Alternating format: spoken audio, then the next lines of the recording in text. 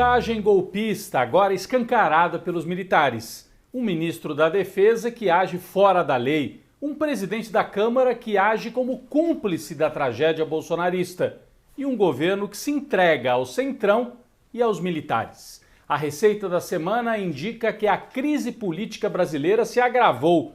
E o povo sai às ruas para gritar não apenas fora Bolsonaro, mas também fora centrão e fora militares golpistas. Eu sou o Rodrigo Viana e esse é o Tempero da Notícia que está começando agora, em defesa da democracia.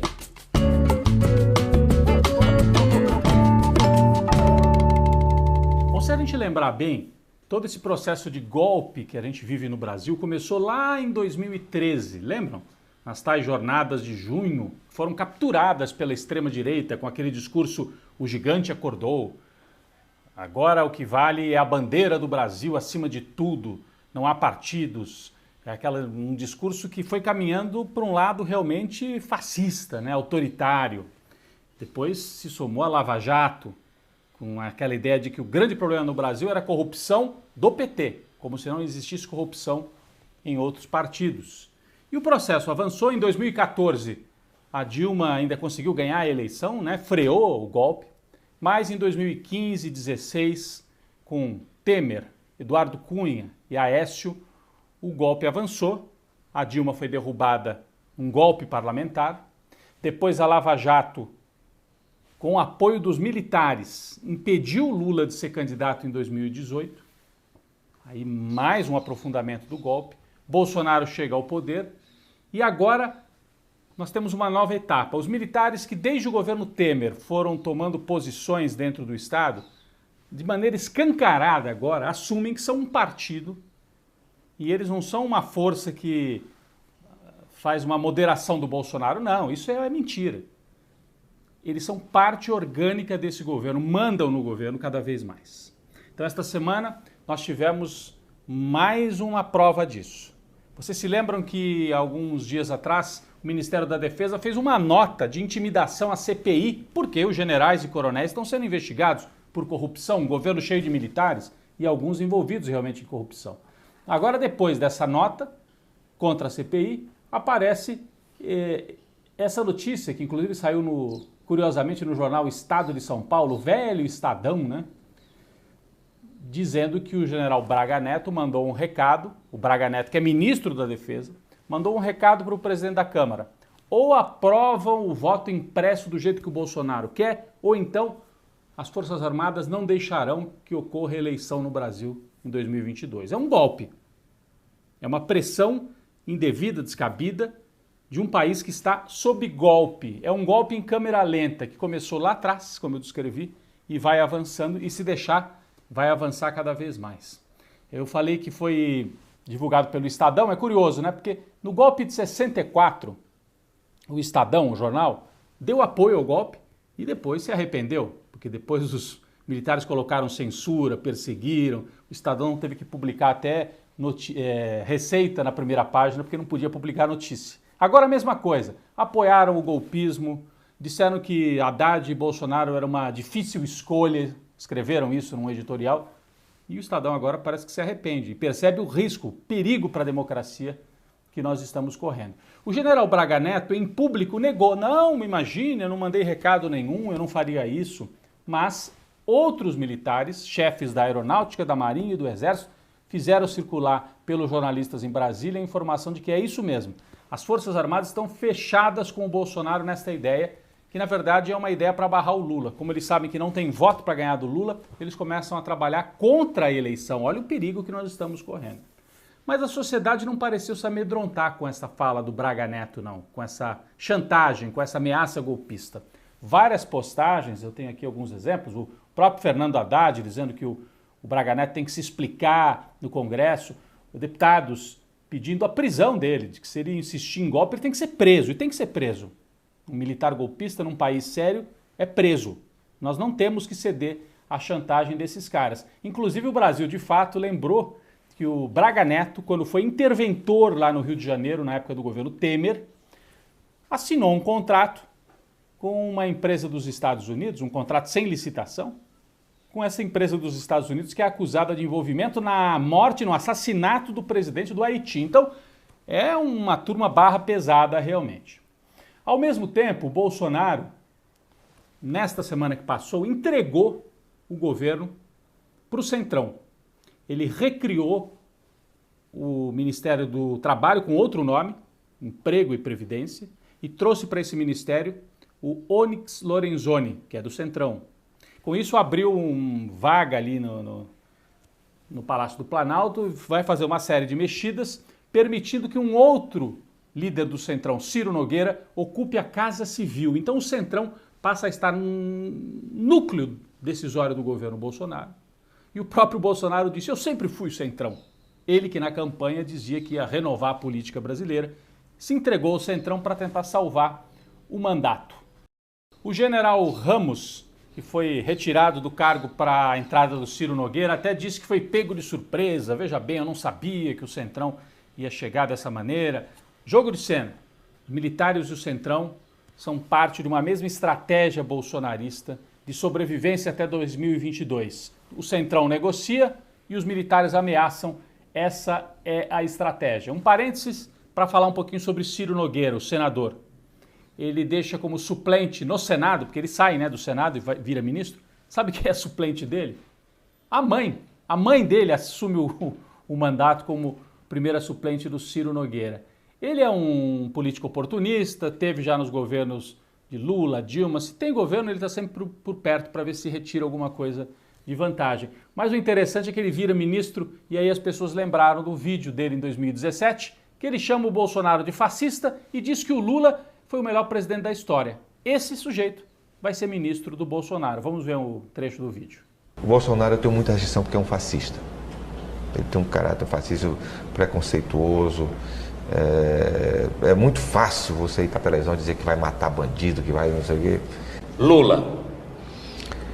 O melhor presidente da história desse país, principalmente para o Piauí e o Nordeste. Aí eu tenho que, me perdoe, por mais que eu seja, tenho que pensar no Brasil, eu não me vejo na eleição votando contra o Lula, por tudo que ele fez, por tudo que ele tirou de miséria desse povo, quem realmente foi decisivo do combate à fome, os programas que ele fez o maior programa habitacional do mundo, que é o Minha Casa Minha Vida, esse combate à miséria que é o Bolsa Família, que tirou o povo do Nordeste. Então, eu estou falando aqui, senador Ciro, pelo progressista do Piauí.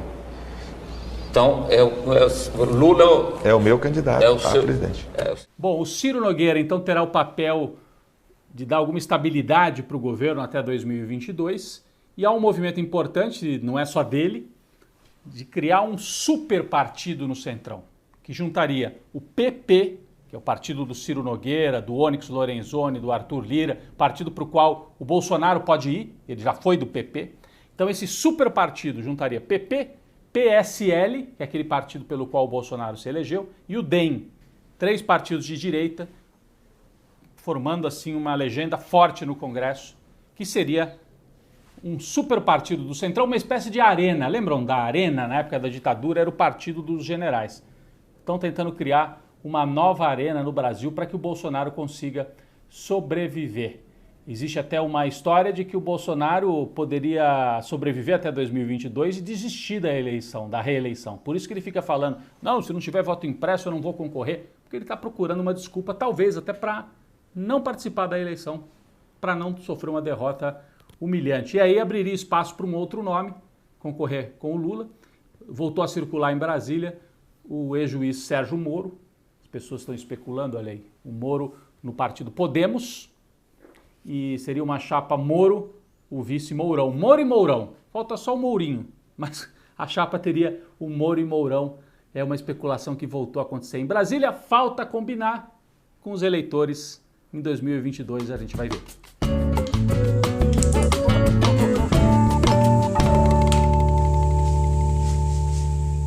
Quem vai para a panela de pressão esta semana são 3 personagens que deveriam ter um papel central para conter esse discurso e essa prática golpistas por parte do governo Bolsonaro. Quem são esses 3 personagens? Primeiro, Arthur Lira, presidente da Câmara dos Deputados. Afinal, os pedidos de impeachment de Bolsonaro passam por ele. Só que o Arthur Lira já mostrou que hoje é o principal aliado do Bolsonaro, é cúmplice, inclusive do golpismo. E é quem maneja esse orçamento paralelo com verbas também milionárias para os deputados, né, mandarem para suas bases eleitorais. Então o Arthur Lira hoje põe panos quentes, diz, não, tá tudo bem, eu já conversei com o governo, não é assim, não há motivo para impeachment. Omisso. Se o Brasil for para um regime autoritário, o Arthur Lira é o primeiro nome na lista dos cúmplices. Fora ele, 2 outros personagens do Poder Judiciário. Os 2 ministros do Supremo. Luiz Fux, que é presidente do STF, ou seja, ele é chefe do Poder Judiciário. O Bolsonaro está atacando a ideia de eleição no Brasil. Está dizendo que se não tiver voto do jeito que ele quer, não tem eleição. Quem é ele para dizer isso? Então, Luiz Fux, presidente do STF, e Luiz Roberto Barroso, que é do STF e está ocupando a presidência do Tribunal Superior Eleitoral, ou seja, é o responsável pelas eleições. O Fux, o Bolsonaro faz ataques e ele chama o Bolsonaro para conversar. Não, diz, não, tá tudo bem, nós estamos aqui acertando, ele já baixou o tom. Mentira, hipocrisia. O Barroso a mesma coisa. Na semana em que o Braga Neto e os generais dizem que vão encampar a tese do Bolsonaro e que se não tiver voto impresso não vai ter eleição, o Barroso solta uma nota dizendo, não, eu conversei com o Braga Neto, ele negou, não é bem assim. Gente, isso ou é hipocrisia ou é covardia. Os generais usam essa tática de bate e assopra, espalham a ideia de que não vai ter eleição, oficialmente dizem, não, eu não falei isso, não é bem assim, estamos debatendo, e com isso vão semeando medo. As autoridades eleitorais têm que ser firmes e as autoridades judiciais tinham que chamar o Bolsonaro e os ministros para se explicar. Eles têm que responder, eles estão cometendo crime de responsabilidade. E se os responsáveis por cobrar isso não fazem nada, as instituições não funcionam e o Bolsonaro e os generais avançam no golpe. Então esses 3 vão para a panela de pressão, Arthur Lira, Barroso e Fux. Ou eles agem ou eles serão cúmplices também na derrocada da democracia brasileira. E a gente percebe então que é o povo na rua que pode impedir o avanço desse golpe, porque se depender desses 3 não vai ter jeito. Eles vão para a panela de pressão.